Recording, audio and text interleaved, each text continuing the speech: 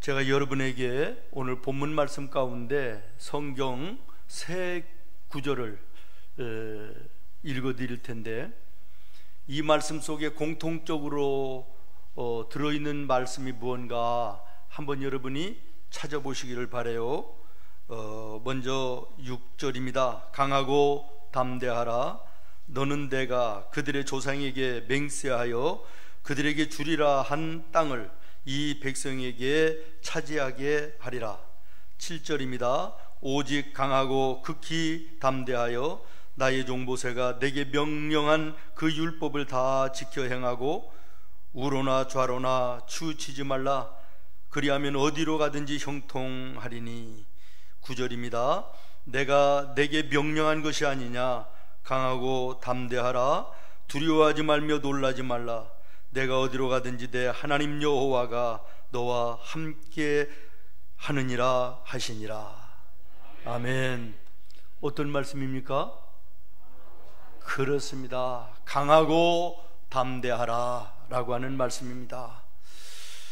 이 말씀은 우리 1절에 있는 것처럼 하나님이 여호수아를 불러서 여호수아와 이스라엘 백성들에게 말씀하신 내용입니다. 오늘 이 아침 이 말씀이 하나님이 나와 여러분에게 말씀하시는 주의 음성이 되기를 예수님의 이름으로 축원합니다. 강하고 담대하라. 왜 하나님께서 이들에게 이렇게 말씀하셨을까요? 그 당시의 상황이 강하고 담대한 믿음이 아니고서는 이겨낼 수 없는 세상이었기 때문이라 믿습니다. 오늘 이 시대도 나와 여러분이 강하고 담대한 믿음이 없이는 승리할 수 없는 세상임을 저희들이 깨닫습니다. 모쪼록 강하고 담대한 믿음이 오늘 말씀 속에서, 예배 속에서 회복되는 은혜가 있기를 바랍니다. 제가 이번 주에 여호수아서를 읽으면서 마음에 큰 힘을 얻고 용기를 얻었습니다. 그렇기 때문에 아마도 오늘 이 본문의 말씀이 내 마음과 내 눈에 확 다가왔는지도 모르겠습니다. 모쪼록 오늘 이 시간 이 말씀이 여러분의 마음과 여러분의 눈에도 동일하게 확 다가와서 그 말씀이 능력이 되고 그 말씀이 세상을 이길 수 있는 힘이 되는 은혜가 있기를 바랍니다. 열왕기상 2장 말씀에 보면 다윗이 죽음을 앞에 놓고 사랑하는 아들 솔로몬을 부릅니다. 그리고 유언을 합니다. 그 내용의 핵심이 뭐냐? 그러면 너는 힘써 믿음의 대장부가 되라. 여러분 한번 따라해 보시겠습니까? 너는 힘써 믿음의 대장부가 되라. 저는 모쪼록 저를 비롯해서 우리 생명의 모든 성도들이 믿음의 대장부들이 됐으면 좋겠습니다. 그렇게 되기를 예수님의 이름으로 축원합니다. 여호수아서를 읽다가 보면 이 말씀은 처음부터 끝까지 싸우고 정복하고 전진하는 것입니다. 우리의 신앙생활 자체가 그렇습니다. 싸우는 것입니다. 무엇들과의 싸움입니까? 악한 세상과의 싸움입니다. 어둠의 마귀의 권세들과의 싸움입니다. 그리고 그 싸움에서 우리는 이기고 그 모든 것을 정복해야 됩니다. 그리고 앞으로 전진하는 신앙, 전진하는 우리의 삶이 되어야 될 것입니다. 원래 교회는 전투적인 교회입니다. 온실 같은 교회가 아닙니다. 악한 세상과 또 어둠의 권세들과의 부단한 싸움이 하나님의 교회의 사명입니다. 그리고 그 교회 안에 부름받은 하나님의 자녀들은 십자가의 군병이 되어서, 십자가의 군사가 되어서 저 어둠의 세상과 악한 마귀들과의 싸움을 싸우는 전투자들임을 여러분 기억하시기를 바랍니다. 그러나 오늘 이 시대의 교회들이 머리카락을 뽑힌 삼손처럼 힘을 잃어버리고 우리 성도들이 그와 같은 모습으로 세상 속에 살 때 세상으로부터 이렇게 비난과 지탄의 대상이 되는 안타까운 모습들을 보게 됩니다. 모쪼록 다윗이 아들 솔로몬에게 유언처럼 유언했던 그 말씀, 너는 힘써 믿음의 대장부가 되라. 오늘 하나님께서 여호수아에게 말씀하셨던 것처럼 강하고 담대하라. 주님의 이 말씀이 나와 여러분의 삶을 새롭게 하는 힘이 되기를 예수님의 이름으로 축원합니다. 오늘 먼저 우리가 생각할 말씀은 2절 말씀인데요, 2절 말씀 중에 이제 너는 이 모든 백성과 더불어 일어나 그랬습니다. 일어나라고 말씀하십니다. 모세가 느보산 위에서 가나안 땅을 멀리 바라보며 가나안에 들어가지 못하고 하나님의 부르심을 받아 세상을 떠납니다. 40여 년 동안 애굽에서 건져내고 광야길에서 힘들고 어려운 그 길을 인도자로서 지도자로서 수고하고 애썼던 이 모세가 하루아침에 죽은 거예요. 그러니 이스라엘 백성들의 슬픔이 얼마나 컸겠습니까? 신명기 34장에 보면 이스라엘 백성들이 모세의 죽음을 30일 동안이나 슬퍼하며 애곡하고 애통하였더라 그랬습니다. 이제는 눈앞에 하나님의 약속의 땅 가나안이 있는데 누가 우리를 저기까지 인도한단 말이냐? 지도자 모세가 죽었으니 이제는 우리 절망 아닌가? 이러면서 환경을 바라보며 모세의 죽음 앞에 좌절하며 절망하던 이스라엘 백성들, 그러나 하나님은 사랑의 하나님이시라 그들을 그대로 버려두지 아니하시고 여호수아를 부르십니다. 그리고 오늘 말씀하시는 것입니다. 너는 이 모든 백성으로 더불어 일어나라. 일어나라. 슬픔의 자리를 털고 일어나라는 것입니다. 염려와 근심의 자리에서 일어나라는 것입니다. 절망의 자리에서 일어나라는 것입니다. 사랑하는 여러분, 혹시 여러분의 오늘 삶 속에 염려와 근심이 있습니까? 가로막는 환경 때문에 좌절하고 절망하는 우리 성도들이 있습니까? 아픈 마음 때문에 슬퍼하며 애통하는 성도들이 있습니까? 일어나라고 하는 주님의 음성이 여러분의 심령에 들려지기를 예수님의 이름으로 축원합니다.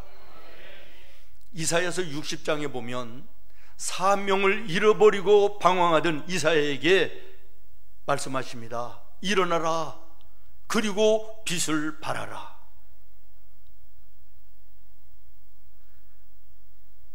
병들어 쓰러져 있는 자들에게 예수님이 말씀하십니다. 베데스다 물가에 38년 된 환자에게, 12년 동안 혈루병으로 고생하던 여인에게, 성전 미문 앞에 앉아서 구걸하며 날 때부터 안진뱅이가 된 병을 비관하고 비탄하던 사랑하는 아들에게 찾아오셔서 일어나라고 말씀하십니다. 삶에 지쳐서 광야의 로뎀나무 밑에 쓰러져서 기진맥진하여 있던 엘리야에게 찾아오셔서 일어나라고 말씀하십니다. 여호수아서 7장에 보면 아이성 싸움에서 대패하고 엎드려져 있는 여호수아를 찾아와 일어나라. 왜 엎드려져 있느냐고 말씀하십니다. 전쟁에서 패배한 사랑하는 아들을 찾아오셔서 주님이 말씀하십니다. 일어나라고 말씀하십니다. 사랑하는 성도 여러분, 오늘 이 아침 병들어 고통하는 자가 주님이 일어나라고 하는 주님의 음성을 들을 수 있기를 바라고, 삶에 지쳐 힘들고 마음으로 기진맥혀 있는 우리에게 주님 일어나라고 말씀하시는 주님의 음성이 들려지기를 바랍니다. 삶의 실패함 앞에서 좌절하고 절망하는 성도에게 주님 일어나라고 하는 주님의 음성이 들려지는 은혜가 있기를 바랍니다. 심지어는 예수님은 죽은 나사로에게도 일어나라고 말씀하셨습니다. 나인성 과부의 아들이 죽음 앞에도 일어나라고 말씀하십니다. 홀로 된 여인의 딸이 죽어있는 그 앞에서도 예수님은 달리다금 일어나라고 말씀하십니다. 오늘 나와 여러분의 인생 속에 지쳐 있고 실패하고 병들어 있고 넘어져 있는 우리의 모습 앞에 주님 찾아오셔서 일어나라 말씀하시는 주님의 음성이 있습니다. 들어야 될 줄로 믿습니다. 그리고 그 음성을 듣고 일어날 수 있는 우리 성도들 되어지기를 예수님의 이름으로 축원합니다. 일어나 걸어라 내가 새 힘을 주리니 일어나 너 걸어라 내 너를 도우리. 할렐루야. 그 다음에 두 번째 말씀이 2절 말씀 가운데 너희가 이 요단 강을 건너라고 말씀하십니다. 요단강은 이스라엘 백성들이 하나님의 약속의 땅에 들어가는 마지막 장애물이었습니다. 요단강만 건너면 하나님의 약속한 그 축복의 땅이 이스라엘 백성들이 것이 되는 것인데 요단강이 가로막고 있었다라는 거예요. 우리가 어떻게 이 요단강을 건너갈 수 있을 것인가?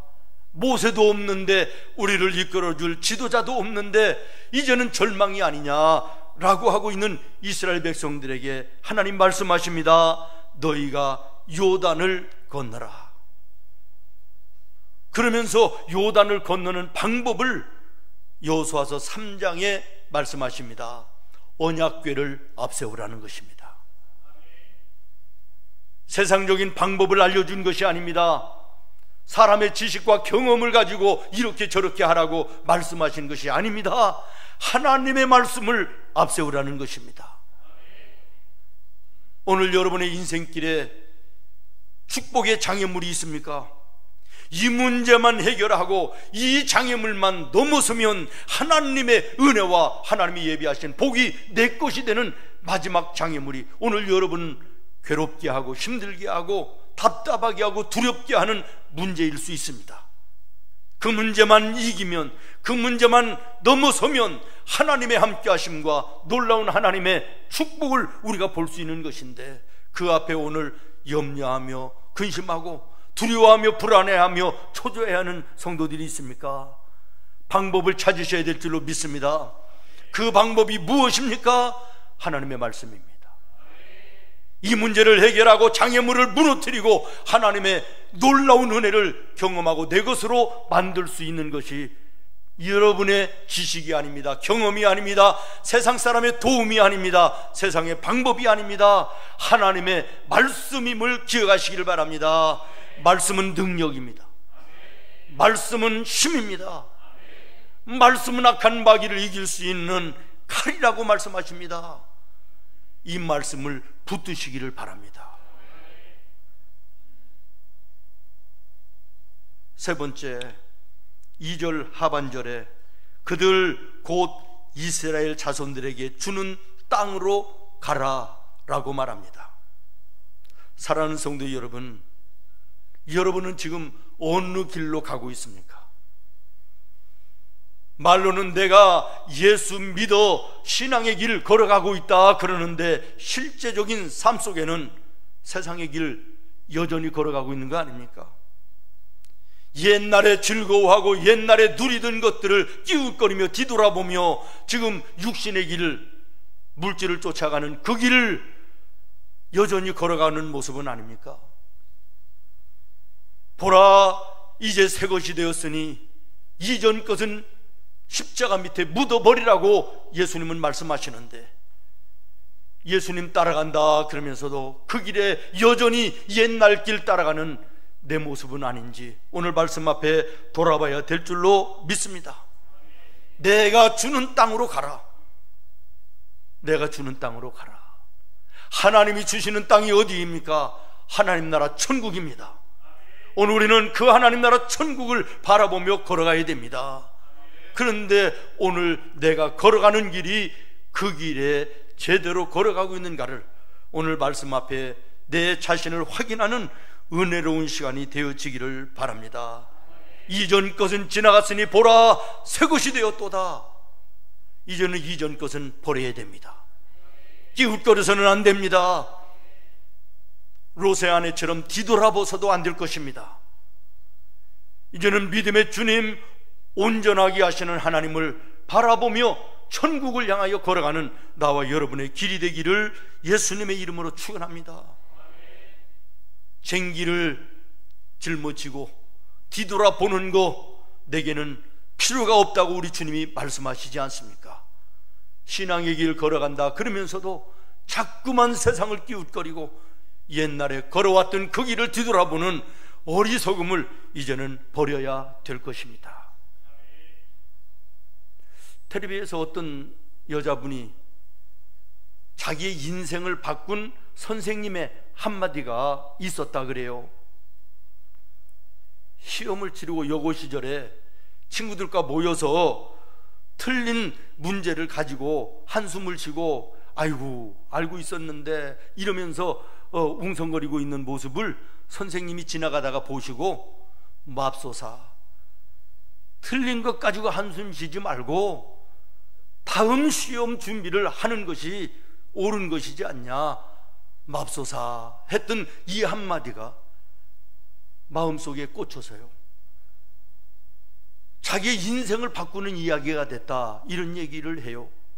여러분, 하나님의 말씀이 여러분의 마음에 꽂히기를 바랍니다. 하나님 나라 천국을 향하여 달려가는 그 길에 뒤돌아보서는 안 된다고 하는 주님의 음성을 다시 한번 영의 길을 열어 들을 수 있는 우리 성도들 되기를 예수님의 이름으로 축원합니다. 마지막으로 밟으라는 것입니다. 3절입니다. 너희의 발바닥으로 밟는 곳을 내가 다 너희에게 주었노니. 밟으라는 것이에요. 하나님이 약속하신 그것을 밟아야 된다. 여러분, 밟는다고 하는 것은 정복자의 특권입니다. 정복당한 사람들은 밟히움을 당하는 것입니다. 내일 모레가 6.25입니다. 공산당들이 쳐들어와서 우리나라가 순식간에 짓밟힘을 당하고 얼마나 많은 인명의 피해를 입고 물질의 피해를 입었습니까? 잿더미가 되지 않았었습니까? 다시는 이런 일이 있어서는 안 될 줄로 믿습니다. 일본이라는 나라가 우리나라를 침탈해서 36년간 우리가 얼마나 짓밟힘을 당했습니까? 이런 일이 두 번 다시 있어서도 안 될 줄로 믿습니다. 오늘 우리 믿음의 성도들은 정복자들이 되어 세상을 이기고 환경을 뛰어넘어 승리의 찬송을 부르는 하나님의 자녀들이 되어야지, 패배자들이 되어 짓밟히는 자들이 되어서는 안 될 것입니다. 사무엘상 17장에 보면 어린 다윗이 거대한 골리앗을 물맷돌 하나로 쓰러뜨리고 한숨에 달려가 골리앗을 밟고 서서 골리앗 옆에 있는 단창을 꺼내서 골리앗을 쳐버립니다. 저는 이 모습이 예수 믿는 나와 여러분의 모습이 되어야 된다고 믿습니다. 우리 앞에 있는 환경과 여건은 골리앗처럼 거대할지라도 우리에게는 하나님이 계십니다. 하나님의 말씀에 검이 있습니다. 세상을 이기고 세상의 어둠의 마귀의 권세를 밟고 일어서서 승리의 찬송을 부르고 승리의 영광을 하나님께 돌리는 믿음의 아름다운 모습이 나와 여러분의 삶의 모습이 되어야 될 줄로 믿습니다. 오늘 우리는 본문의 말씀을 통하여 네 가지의 동사를 생각하며 은혜를 나눴습니다. 첫 번째는 일어나라라고 하는 말씀이었습니다. 오늘 여러분이 있는 자리가 염려와 근심의 자리였다면, 실패의 자리였다면, 질병의 자리였다면 일어나야 될 줄로 믿습니다. 일어나라, 일어나라. 주님의 음성 들을 수 있기를 바랍니다. 두 번째, 건너라는 것입니다. 축복을 가로막는 장애물을 건너라는 것입니다. 여러분을 가로막는 요단강 같은 영적인 문제 건너야 될 줄로 믿습니다. 건너는 방법은 하나님의 말씀을 앞세울 때입니다. 너는 제사장들을 세우고 하나님의 법궤를 그들에게 메우게 하고 요단강에 들어가라고 말합니다. 하나님의 말씀을 앞세우며 나가는 여러분에게 여러분 앞에 장애물이 무너지는 역사가 나타날 것입니다. 요단강 같은 장애물이 갈라지는 역사가 나타나게 될 줄로 믿습니다. 세 번째는 가라는 것입니다. 어디를 향하여? 하나님 나라 바라보며 믿음의 군사들로 전진해 나가라는 것입니다. 갈아먹는 장애물이 있을지라도 무서워하고 두려워하지 말고 하나님의 말씀을 앞세우고 달려갈 수 있는 믿음의 군병들이 되기를 예수님의 이름으로 축원합니다. 마지막으로 네 번째, 밟으라는 것입니다. 승리자가 되어 악한 마귀의 권세를 밟아야 됩니다. 승리자가 되어 실패를 밟고 일어서야 됩니다. 질병을 밟고 일어서야 됩니다. 밟는 자들이 되기를 예수님의 이름으로 축원합니다. 하나님은 이스라엘과 여호수아에게 이 네 가지의 명령을 하시는 것으로 끝나지 아니하시고 여러분 5절 말씀에 보시기를 바랍니다. 내 평생에 너를 능히 대적할 자가 없을 것이니 내가 모세와 함께 있었던 것 같이 너와도 함께 할 것임이라. 내가 너를 떠나지 아니하며 버리지 아니할 것이다. 여호수아에게 하나님이 말씀하시는 것으로 끝난 것이 아니라 내가 너와 함께 할 것이라는 거예요. 내가 너를 도와줄 거라는 거예요. 내려가서 9절 보십니다. 내가 내게 명령한 것이 아니냐. 강하고 담대하라. 두려워하지 말며 놀라지 말라. 내가 어디로 가든지 하나님 여호와가 너와 함께 하느니라. 사랑하는 성도 여러분, 이 말씀을 붙드는 자에게 하나님이 오늘도 함께 하심을 믿습니다. 하나님 능치 못함이 없으신 하나님이십니다. 오늘 여러분의 삶의 문제가 무엇입니까? 여러분의 힘과 세상의 방법으로 안 되는 일이라 할지라도 주님이 함께 하시면 되는 줄로 믿습니다. 주님이 도와주시면 되는 줄로 믿습니다. 마지막 가로막는 요단강이 주님이 함께 하심으로 갈라졌습니다. 이 놀라운 은혜가 이 한 주간 나와 여러분 앞에 펼쳐질 수 있는 은혜가 있기를 예수님의 이름으로 축원합니다. 기도하겠습니다. 하나님,